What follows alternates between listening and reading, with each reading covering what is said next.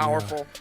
He's so vicious. Like his one-punch power at 135 is like nobody else's in the division. Like the way he starches people is crazy. Yeah, exactly. He gets so much torque and power into his punches, and he's so fast that he covers ground and his uppercuts, they're just devastating. Yeah, for sure. I think I can stop him. I'm much quicker than him. He's much stronger, much bigger, but we just gotta wait and see until we get in there and test the waters. Joe Rogan couldn't hide his surprise when Gervonta "Tank" Davis stepped into the press room ahead of his exhibition bout with Jake Paul. Instead of the lean, compact physique fans typically associate with him, Davis appeared noticeably more muscular and solid. His build showed extra mass and sharper definition. Even Rogan, who's seen countless elite athletes in peak form, seemed genuinely impressed, reacting with the kind of astonishment reserved for moments that exceed all expectations. I'm a giant Gervonta fan. I think that guy's so unusual. Yeah. His style's so unusual, and his patience. The Leo Santa Cruz fight was really something for me, because Leo Santa Cruz is a technician, Mexican style, and the fight was very close before Tank stopped him. But he has that power that can end it. He finds these openings, and he sees them, but he doesn't go after them right away. He waits for the right time. He's so patient. Like when you watch the early rounds of his fights, he probably has the lowest punch count in the early rounds. But he also knows he's got that nuclear option that if he can crack you, most likely he's going to take you out. He's got massive confidence in that. During the face-off, Gervonta Davis seemed to deliberately tone down his physical presence. Instead of flexing or adopting an intimidating stance, he appeared calm and composed, occasionally folding his arms or shifting his body just enough to partially conceal his physique. The subtle gestures felt intentional, as if he wanted to deflect attention from his build or keep the extent of his transformation under wraps. Still, despite the effort, the change in his frame was unmistakable. Joe Rogan later commented that Jake Paul's moves are more about marketing than genuine competition. He explained that these kinds of exhibition bouts are designed to grab the attention of casual fans and stir buzz through unexpected matchups. Rogan noted that the betting talk and promotional hype are less about sporting legitimacy and more about generating headlines. In his view, Jake Paul understands how to stay relevant, using boxing as a stage for publicity, even when the fights themselves don't always make perfect sense.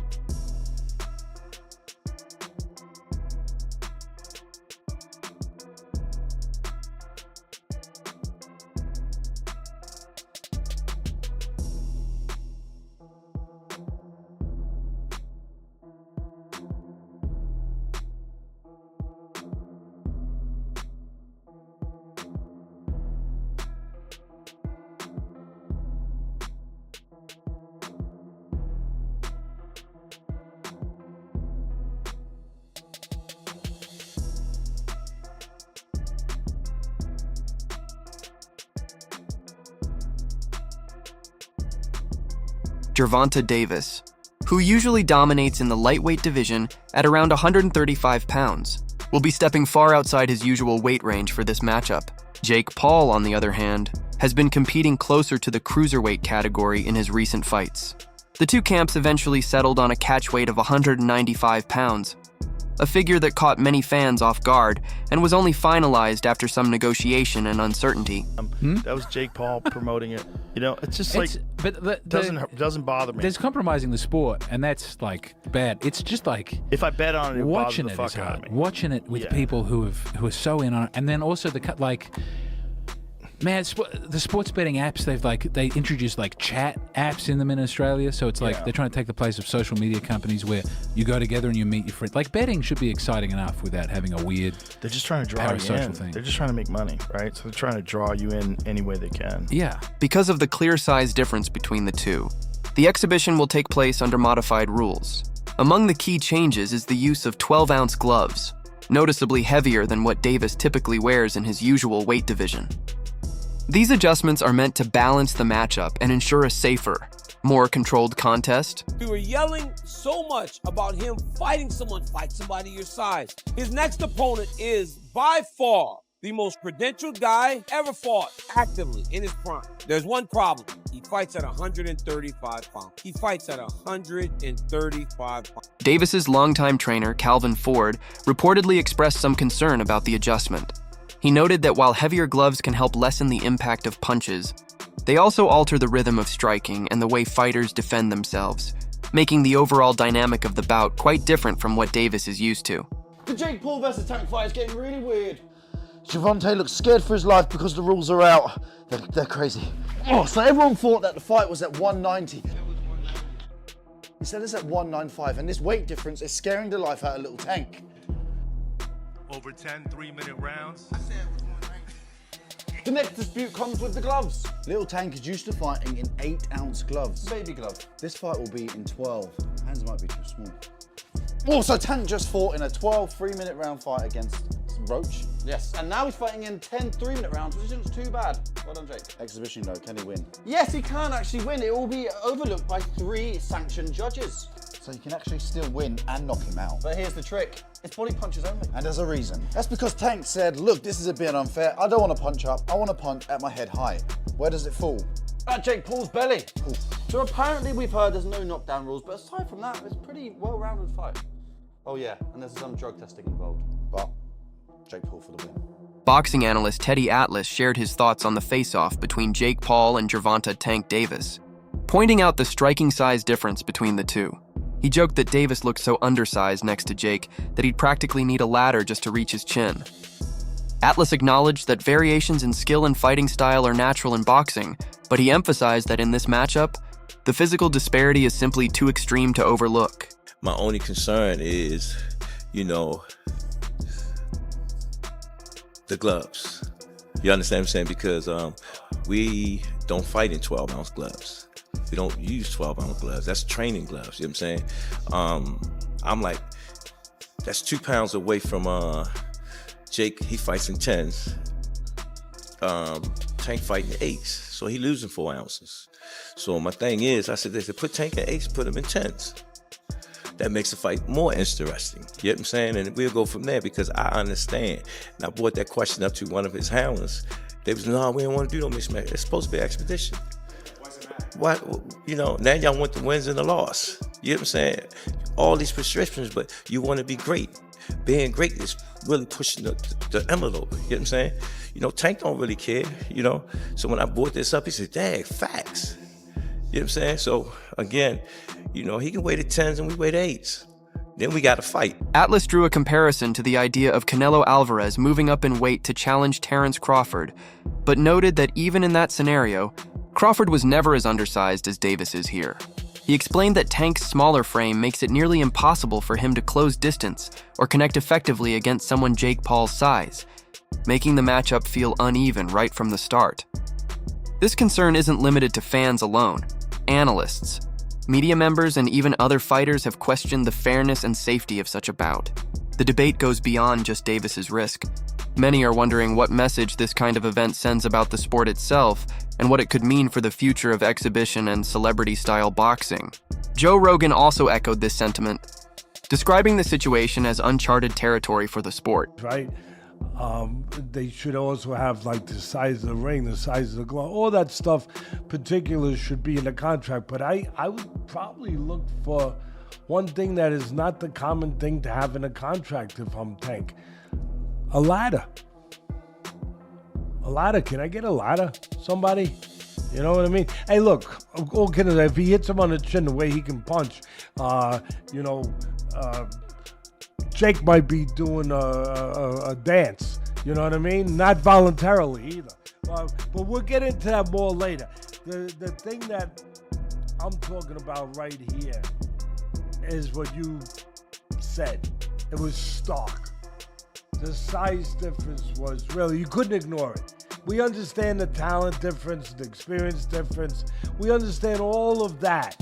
But the size, the pure, and we understand small guys can beat big guys. We just saw Crawford do it to Canelo, but a little different. The size difference was, it was eye-catching, jaw-dropping, and it made me think. And I'm gonna ask Richie, our man here who's doing all the taping, who does such a marvelous job.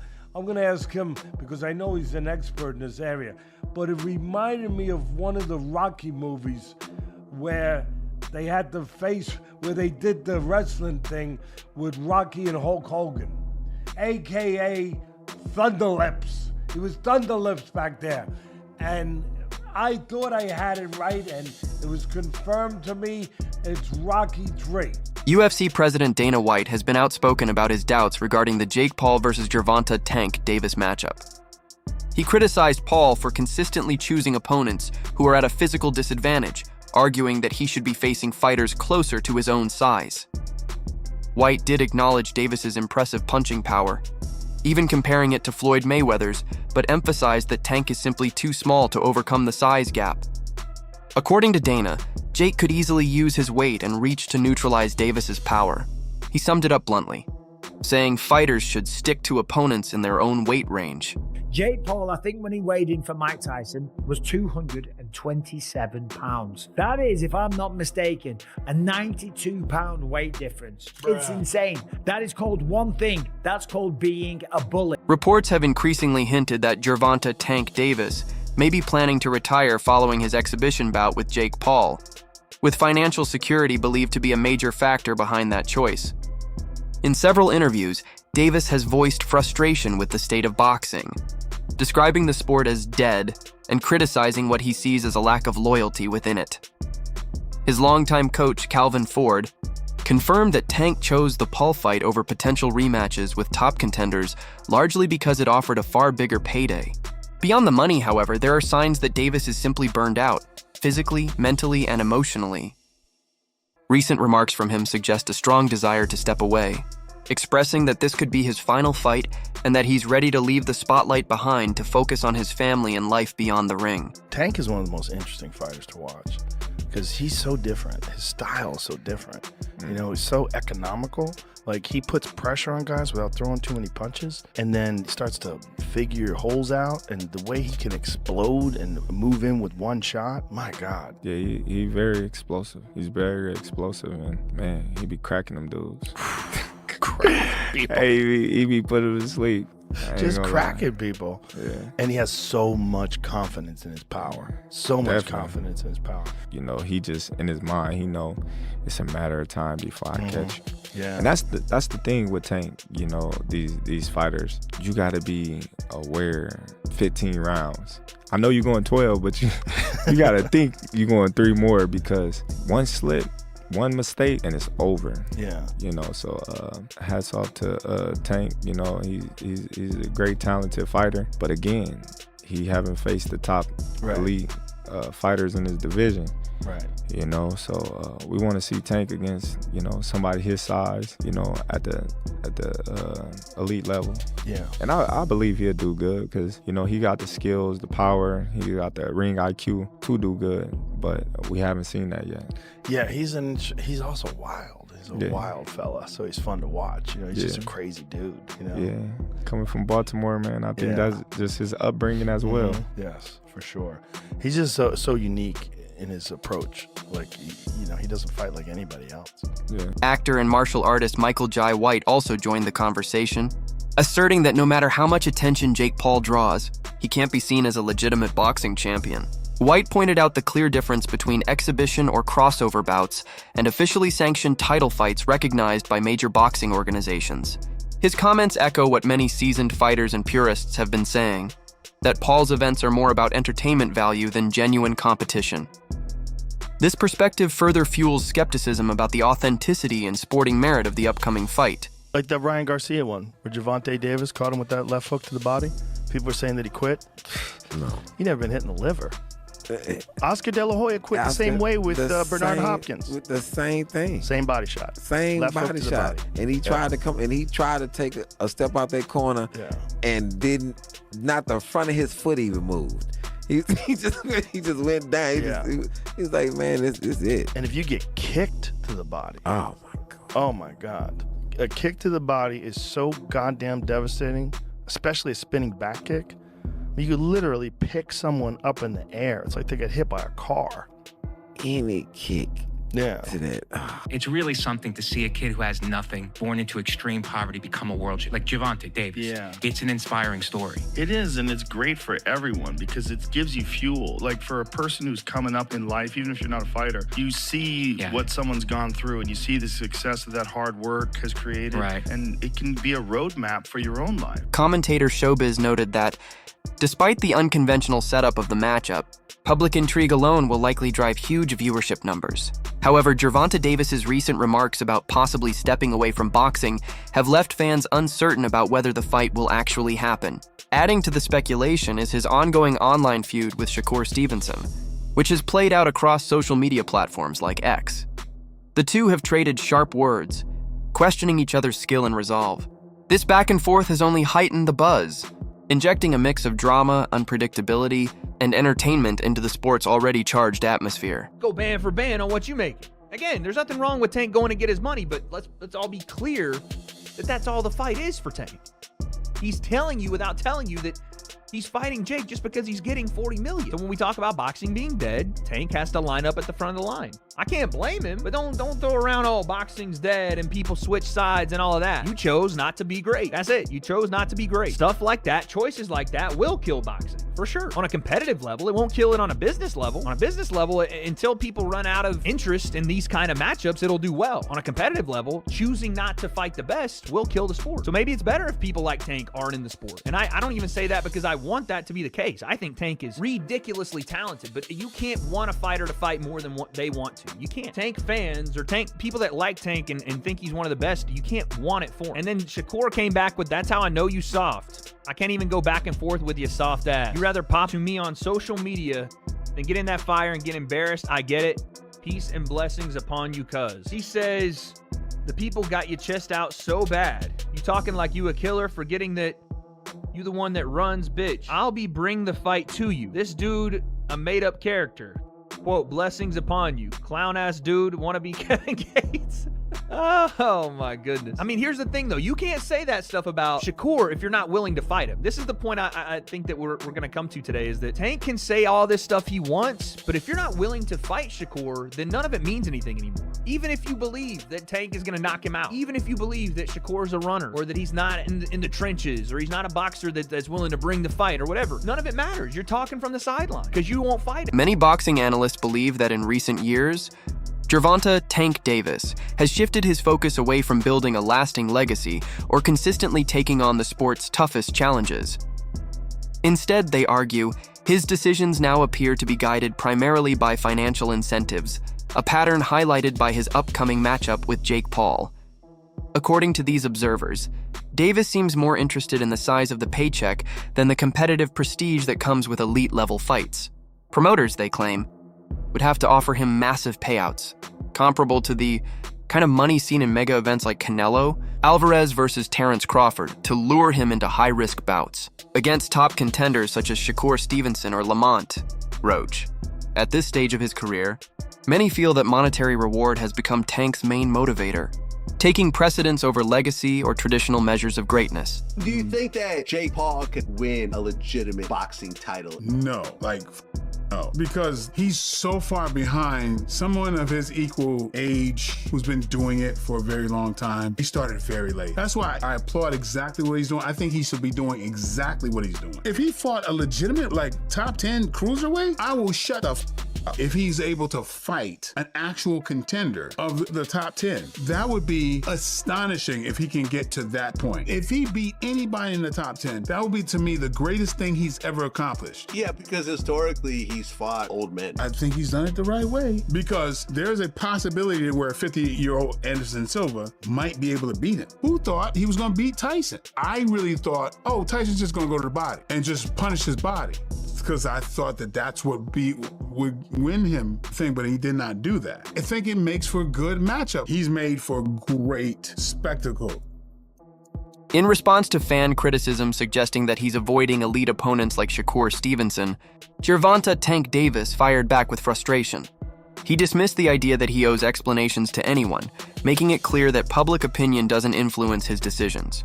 Davis pointed out that fans can be quick to turn on a fighter after just one off night, and said he's more focused on his own path, prioritizing his career goals and personal growth over trying to please every critic or follower. Do we think the fight is ridiculous between you and Jake Paul? Yes. Are we gonna watch it? Yeah. Do we like it? Maybe. Maybe. And let me tell you why it's maybe, why it's not no, why it's not yes. It's maybe because many of us, we just don't believe it. We just don't believe the fight is real. We know it's an exhibition, but we just don't believe that you two are going to try to take each other's heads off. Other than that, it's kind of interesting. You have a 5'5" lightweight versus a heavyweight Jake Paul, who's really not a boxer with an amateur background and all that shit, but he's been knocking people out. It's kind of interesting if we know y'all were trying to knock each other's head off. So what do you think? Is Gervonta "Tank" Davis making the right choice by prioritizing financial security over legacy? Or is he sacrificing his place in boxing history for a quick payday? Let us know your thoughts in the comments below.